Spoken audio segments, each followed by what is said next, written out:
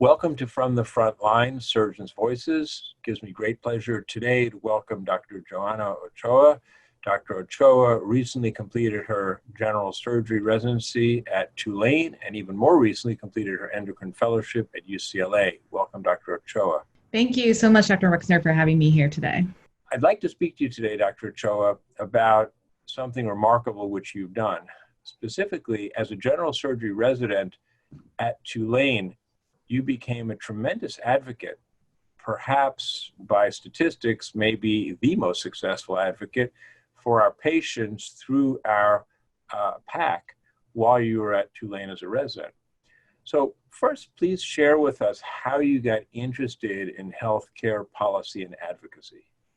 Actually, when I was a second-year resident at Tulane, I remember Dr. Turner coming in and giving us the grand rounds about, working with ACS and what all of her experiences have been. I was very involved in terms of being a medical student and a undergrad in college, but I just hadn't found that aspect in my residency. So I approached her after her grand rounds and was like, how do I get involved? And she was like, great, this is great. I can definitely put you in touch with a lot of people. And that's how I got involved with the RAS of ACS. I started participating in the education committee. And through that, I learned about all the different opportunities that ACS offers. The Residences, Teachers and Leaders course, also the Advocacy and Leadership Summit, that takes place every year. And when it came time to, graduate from my residency program, we all had to give a grand rounds, and I just wasn't sure what I would talk about. And I decided I would talk about my experiences at ACS. So I talked about the Leadership and Advocacy Summit, which is a really, really great program that ACS does every year. And unfortunately, it was curtailed this year just because of the current pandemic. But it has a lot of workshops where you can learn, the current issues that are facing surgeons today that otherwise, just looking out there, there's so much information. It's kind of hard to piece through what's really relevant and what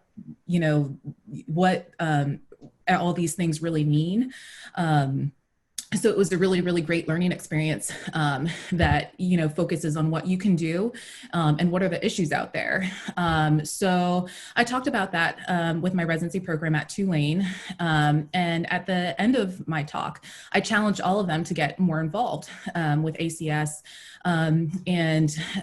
I had around ultimately 80% of the residency program of just the residents at Tulane became PAC contributors, and a little over 50% of our staff as well, which I welcome anybody to fact check me, but I think it's the most in terms of any program in the country that have contributed and helped ACS and the PAC in this way, which is really exciting. And I think it just shows how easy it is to get people involved, because sometimes the information is just not out there. It's not readily available, or people, don't necessarily think they may have the time to do it or not. And I think that talking to your program, you don't have to be an expert. Certainly I'm not an expert in any of these policies or issues, but just knowing enough to be able to get it out there is enough to get people excited. Well, congratulations on an extraordinary result. 80% and 50% is I'm sure unparalleled. I've been working with the PAC for many years, and I do think you're correct. I don't think fact checking is necessary.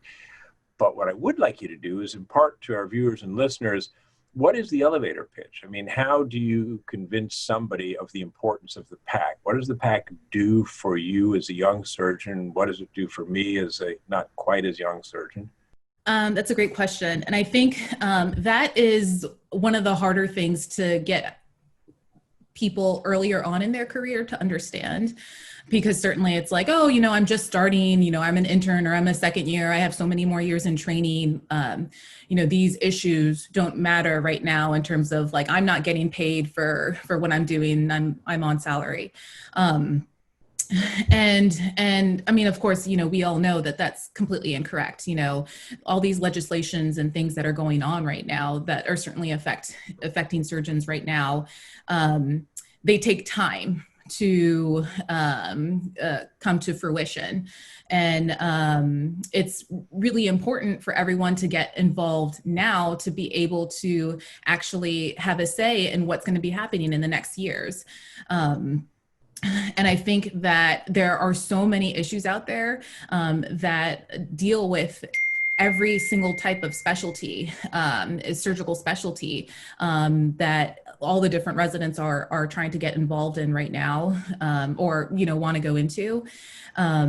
So for them to become aware of what's going on in their specialty, it's great to be involved early on so they can become a leader in that aspect.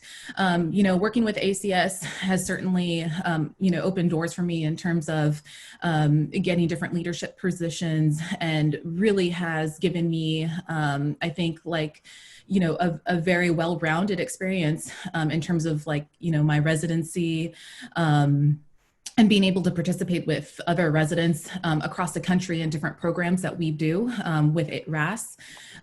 So I think that it's just something that can really help people understand, how our lives as surgeons are affected by things going on at the top level of government.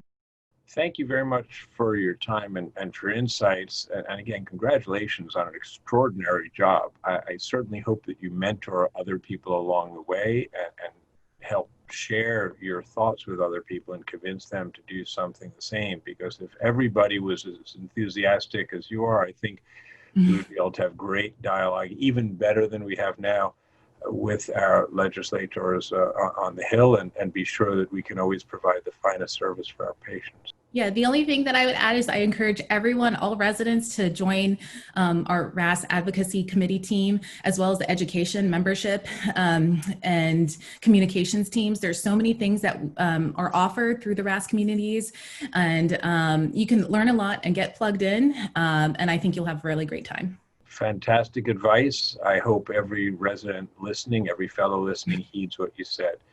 Thanks again for taking the time to speak with us today. Thank you.